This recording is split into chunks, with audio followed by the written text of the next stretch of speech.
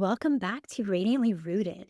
I have a very special guest with me today, Dr. Colleen Quinn. Welcome, Colleen. I'm so grateful to be here with you, Rachel.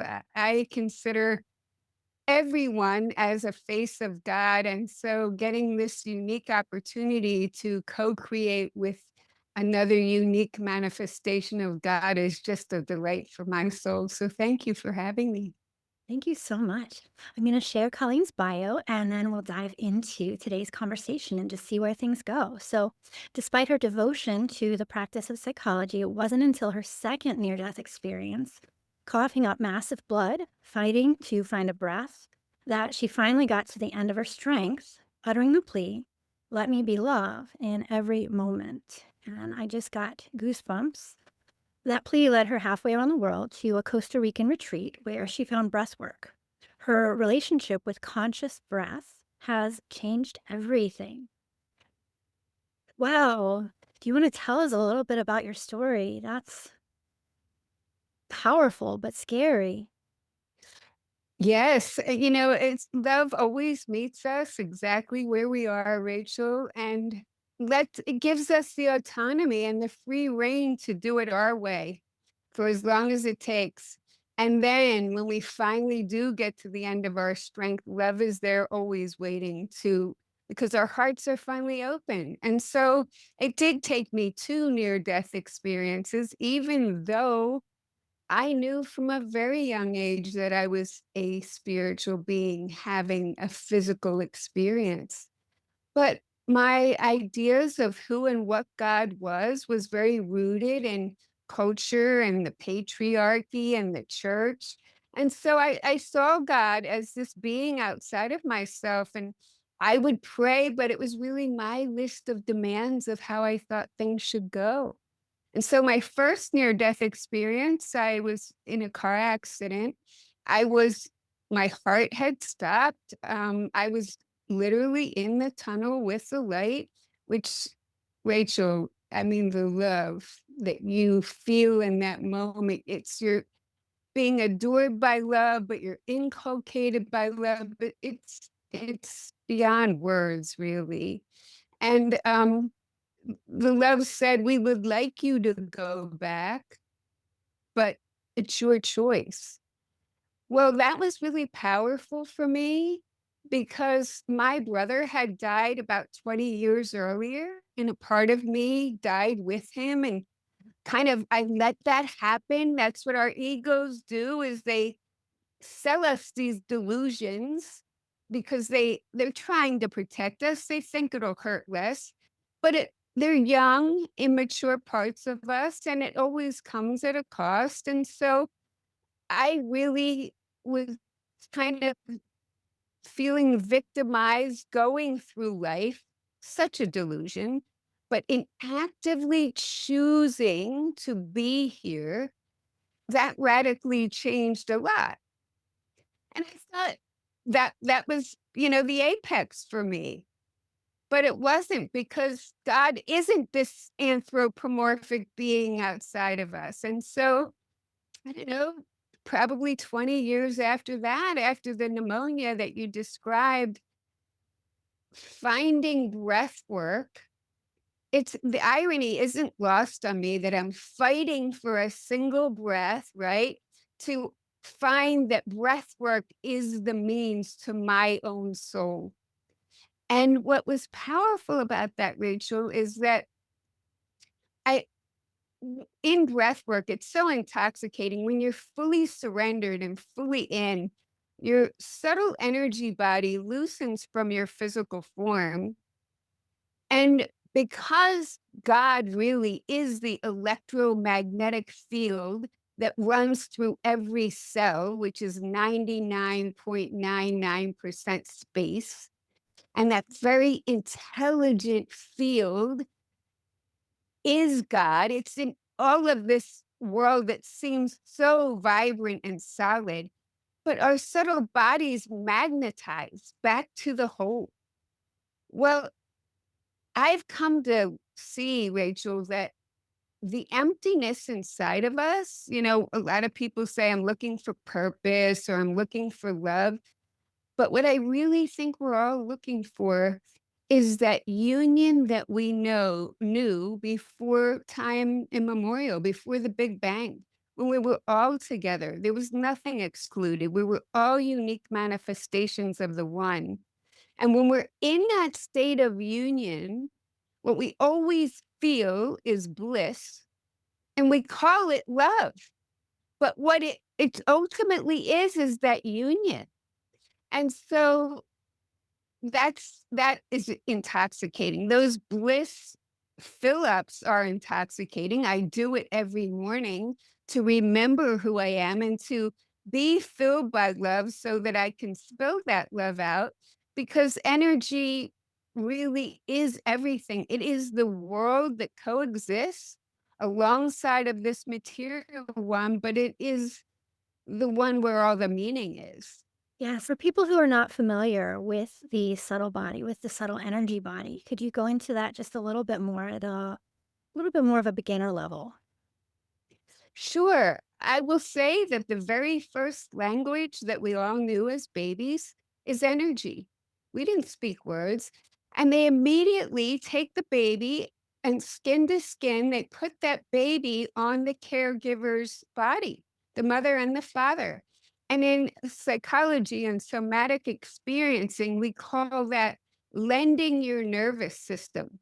But the baby can feel parents are in a natural state of bliss and love. You've just created this beautiful, perfect being, and you're totally in remembrance, of the power of creation.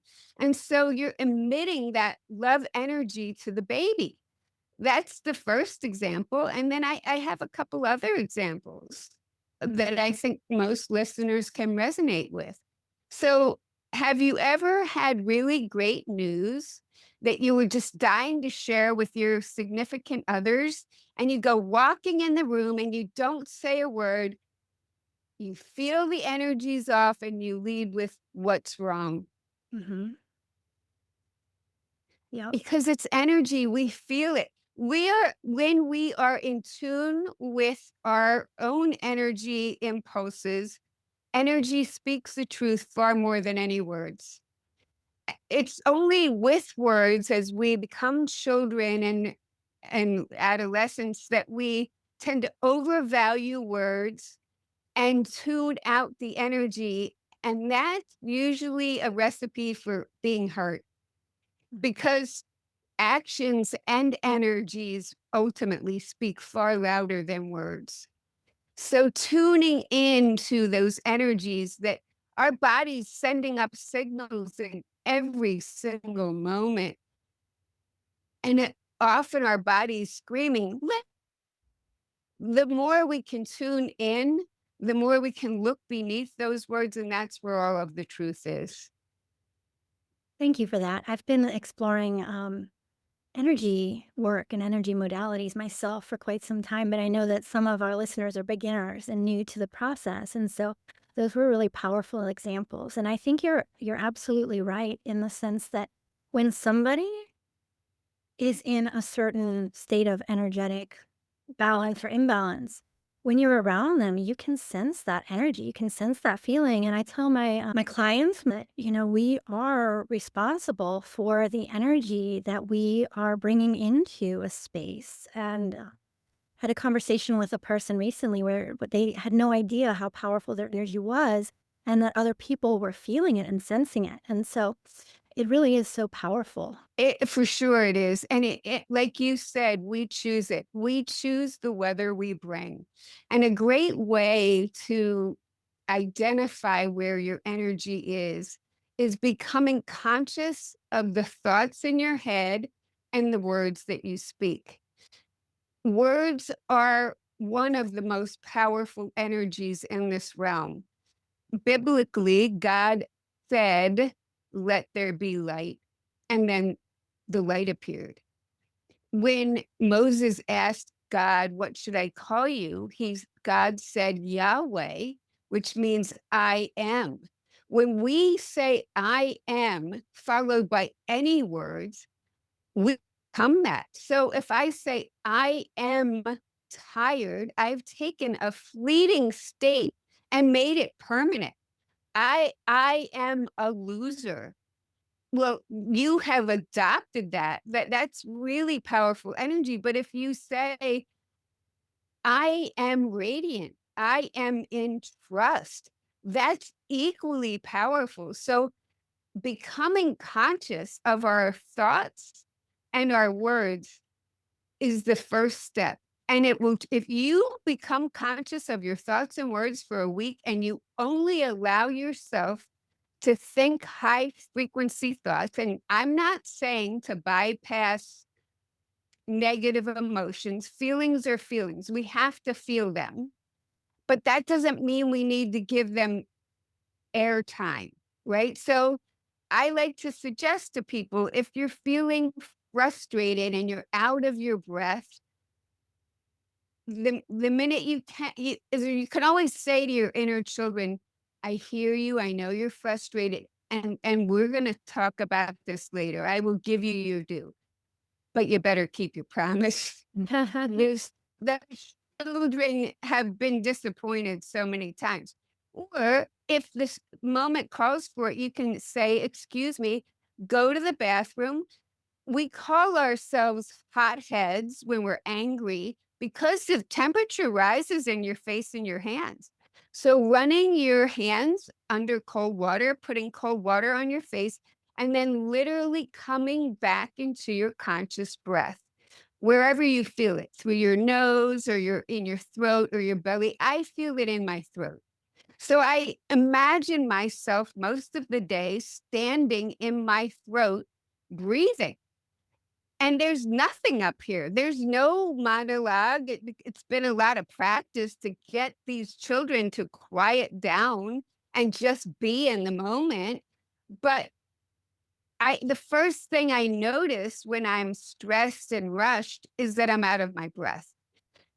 And it's the one thing, Rachel, in our bodies that can be involuntary or voluntary. That's not random. When we breathe unconsciously, we're giving air to ourselves. What a great gift. When we breathe consciously, we're not only consuming air, we're consuming that energy. We're consuming that higher etheric energy.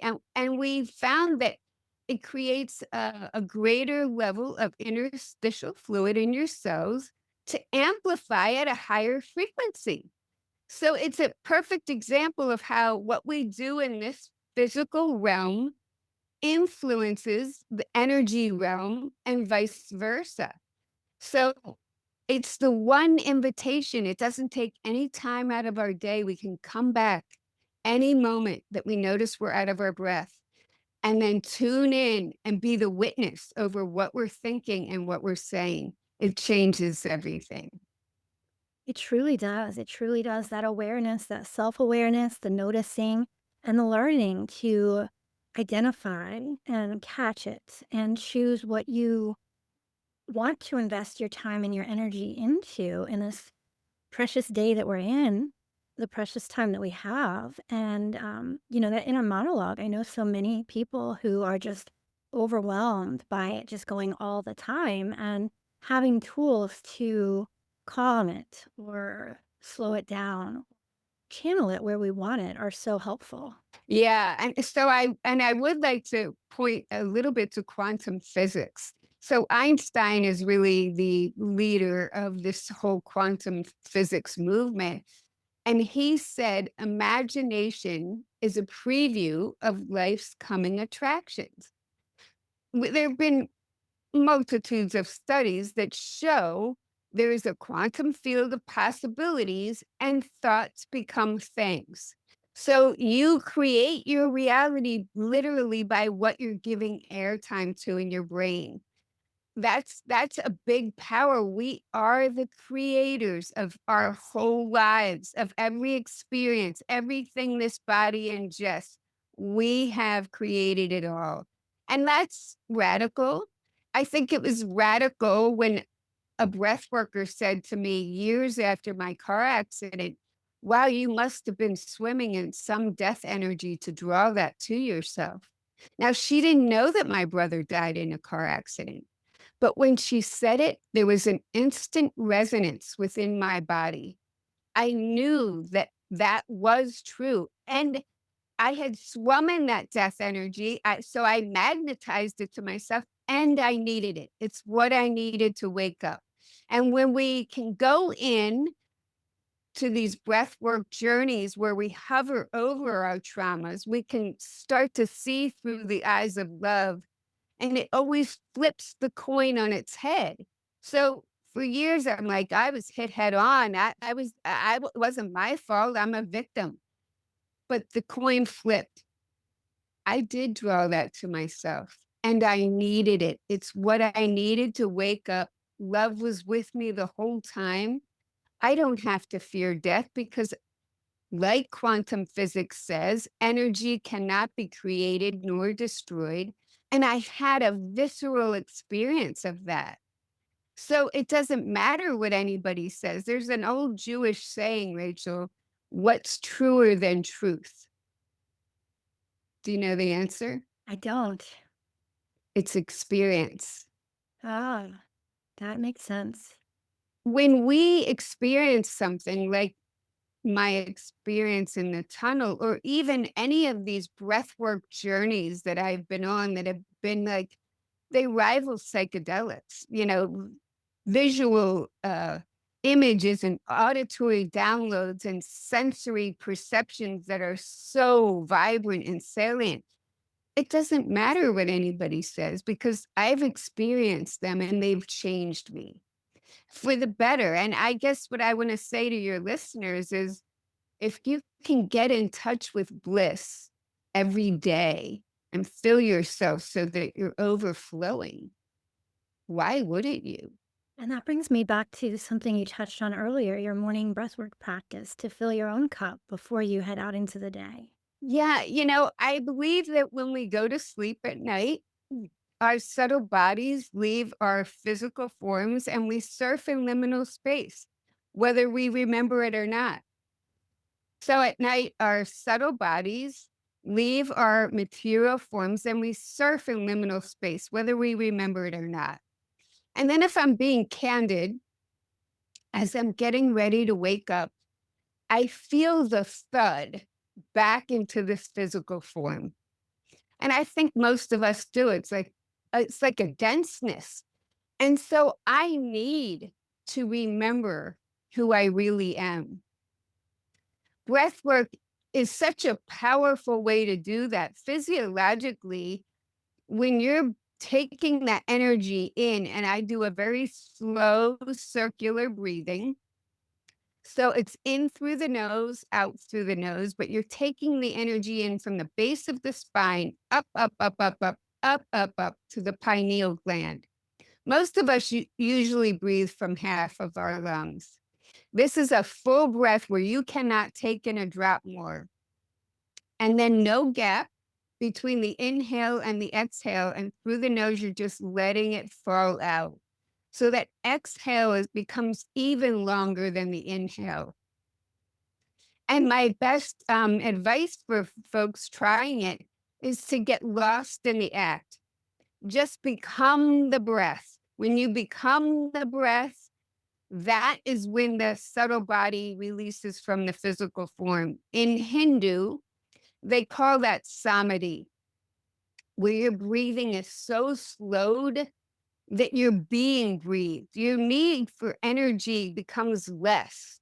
And so you're being breathed, and that's where all the magic is. But what physiologically is happening, there's crystals in our cerebral spinal fluid.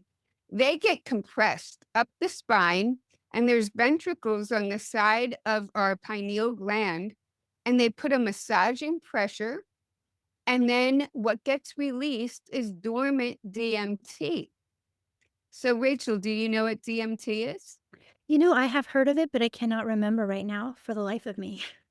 So, DMT is the chemical in these plant medicines that make them psychedelic. I think the plant medicines have the biggest reputation for having DMT, but I have a hunch that's in every living being.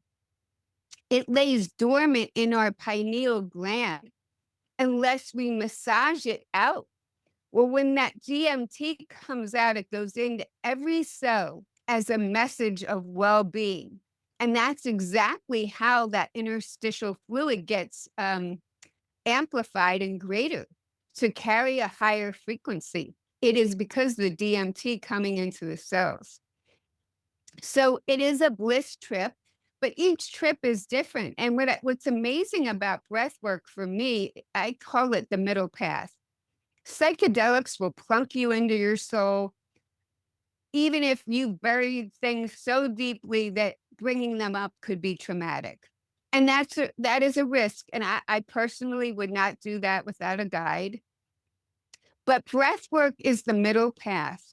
And so you're always going to have these ascent trips where you're magnetized to the field of love for a while to woo you in. And then at your ego's pace of readiness, your soul will start to bring up memories from your subconscious. But you're hovering over your body, looking through the eyes of love while fully feeling, perhaps for the first time, something that you were too overwhelmed, too afraid to feel for all of those years. So really powerful.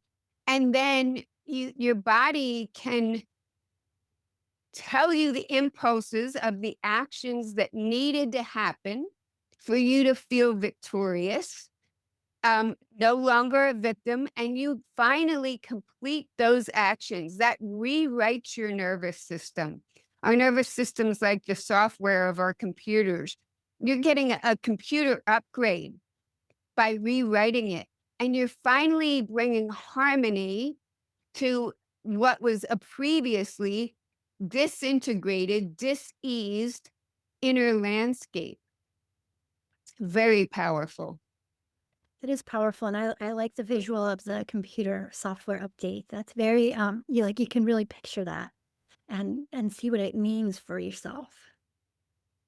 Yeah, so I have videos on my YouTube channel, free videos of step by step of how to do a slow circular integrated breathing that your listeners can tune into. If you don't have that link, I'll make sure that you get it. Yes, I have that link, so be sure to check in the show notes. They'll be listed down below wherever you're listening to or watching this.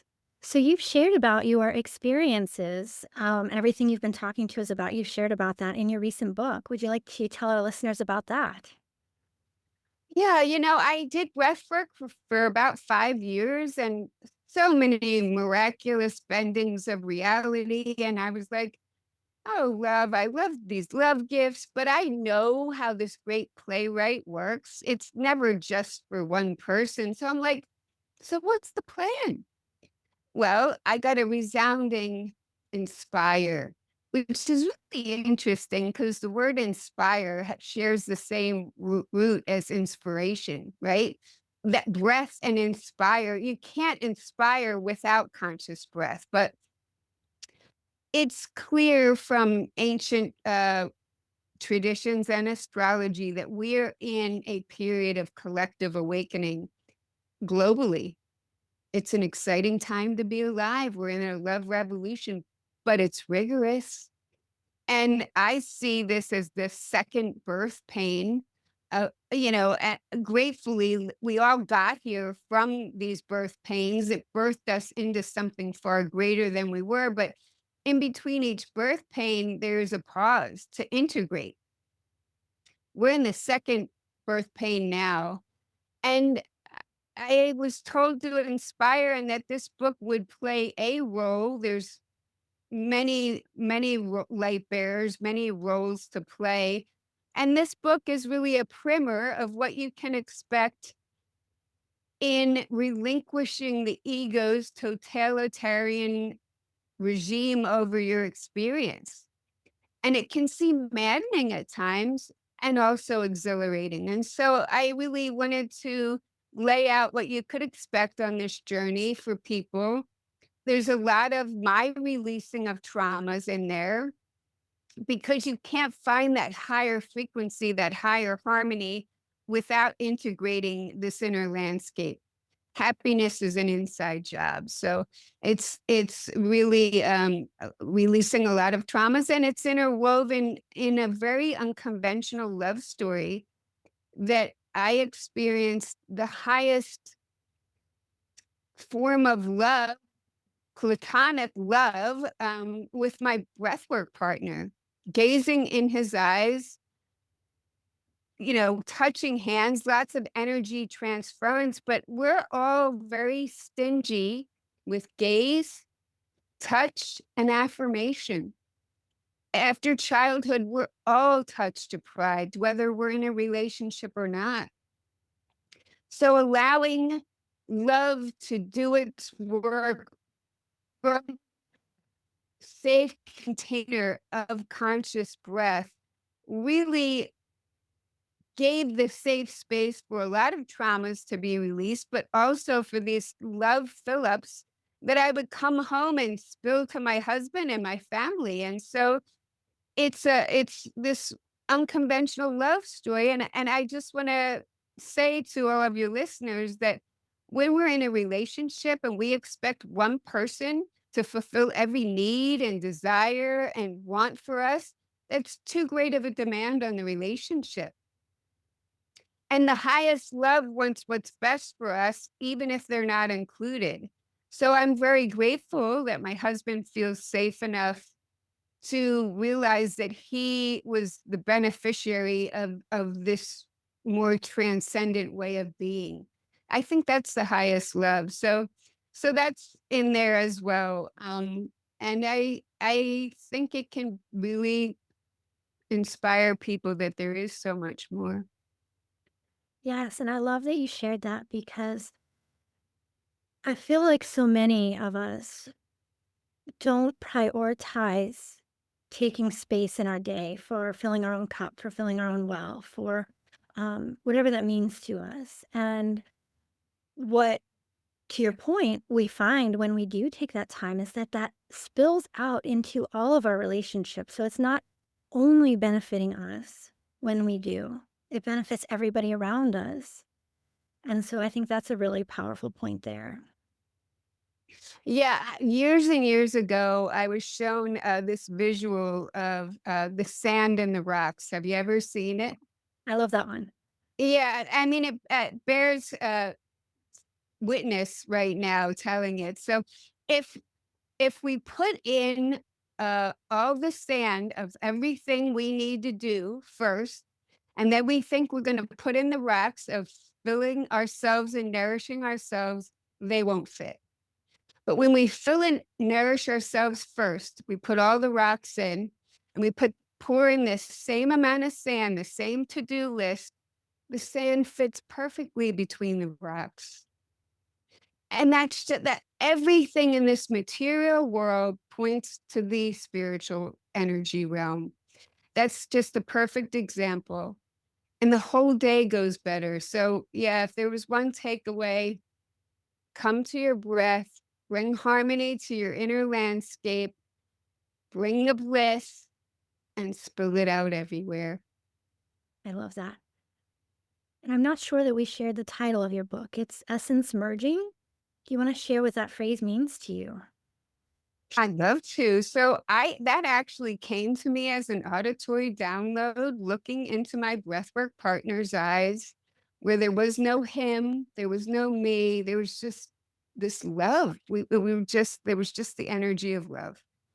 And I realized in that moment that I could have that with every moment of my life, whether I'm gazing at any face, whether I'm folding laundry, whether I'm cooking dinner, whether I'm walking in the woods, every moment is a conversation with the divine, with life. And when I bring that merging energy, when there is no lemon and there's no me, but we're just totally merged and I'm totally subsumed in the lemon, it becomes sacred. And so it's the mundane drops away, it elevates everything. And everything becomes a like this divine conversation. Love is teaching me and wooing me and blessing me and, inculcating me, all of these things. And so it just raises the frequency of everything. When you drop the delusion of a separate self and you just merge with the moment completely, it's luscious. Yes, thank you so much. That's one of the things, I feel like for those of us who meditate, we may touch on glimpses of it, but it's hard to carry it into your day to day on a regular basis. And so finding that pathway that allows you to stay in that state for longer periods of time and to really be in that state of bliss and full awareness and the preciousness of each moment that we're given to fully embody it. So maybe one of the parting things I will say is that a mantra is often a great Thanks for bridge listening to Radiantly to, Rooted if we're with not Rachel. in If this stillness in our episode minds brought you a yet, little more clarity, you can't grounding, be or in the inspiration, I'd diatribe love it of if you your shared it with a friend head or and be left a quick reciting review. a It mantra. really helps more Our women brains find don't this work like space that. and feel So a supported on their mantra own is a path. great And bridge if to you the are craving more stillness. And soulful one of my support, head on favorite over to mantras is rachelhupp.com to Sat join my email Nam. list. That's where I send free Sat resources, Nam gentle means guidance, I and am that invitations which to I go look deeper. upon. Until next time, There trust is no yourself me, there and is root no into what Rachel. matters. I Because am the life you Rachel, want, because it you are starts what I by look coming back upon home right to now. you. And so it elevates my intention to remember that this is a conversation with God. And I often recite it, I mean, to this day, an hour here, an hour there, because it raises my frequency. That's something you can do without taking time away from all the other tasks you have to do. Just repeating Satnam, breathing your conscious breath. If you just did those two things, your life would radically change. Yes, that's for sure. Well, Dr. Colleen Quinn, thank you so much for joining us. And to all of our listeners, be sure to check out the show notes below for all of the resources that she has provided. And I hope you'll tune in the next time for another episode. Thanks for listening to Radiantly Rooted with Rachel. If this episode brought you a little more clarity, grounding, or inspiration, I'd love it if you shared it with a friend or left a quick review. It really helps more women find this space and feel supported on their own path. And if you are craving more soulful support, head on over to rachelhupp.com to join my email list. That's where I send free resources, gentle guidance, and invitations to go deeper. Until next time, trust yourself and root in to what matters. Because the life you want, it starts by coming back home to you.